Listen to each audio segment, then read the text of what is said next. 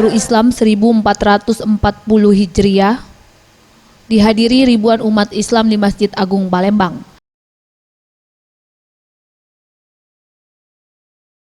Zikir dan doa menyambut tahun baru juga dihadiri oleh pejabat Wali Kota Palembang, Kapolda Sumsel, dan sejumlah pejabat pemerintah Kota Palembang dan pemerintah Provinsi Sumatera Selatan.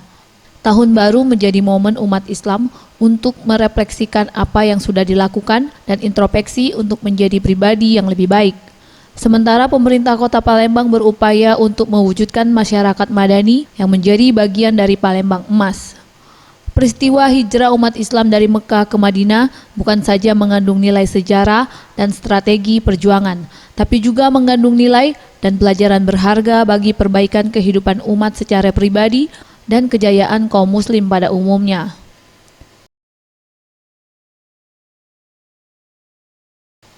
Dalam memaknai tahun baru Islam ini, momen untuk menggali kembali hikmah yang terkandung di balik peristiwa hijrah yang dijadikan momentum awal perhitungan tahun Hijriah. Pejabat Wali Kota Palembang Ahmad Najib mengatakan, tahun baru Hijriah ini sebagai momentum untuk bermuhasabah kepada Allah agar Kota Palembang mendapat rahmat dan ridho dari Allah Subhanahu wa Ta'ala dan dijauhkan dari bencana dan musibah.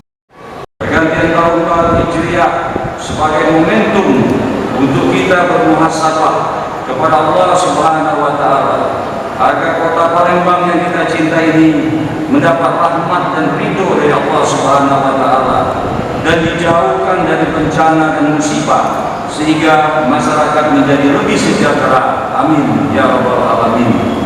Berapa hari yang lalu Kota Jakarta dan Kota Palembang telah sukses melaksanakan pesta olahraga terbesar di tingkat Asia. Untuk itu, melalui momen ini saya pribadi dan atas nama pemerintah Kota Palembang mengucapkan terima kasih kepada semua yang telah turut menyukseskan dan mendoakan dan menjadikan tuan rumah yang baik selama pelaksanaan Asian Games tersebut.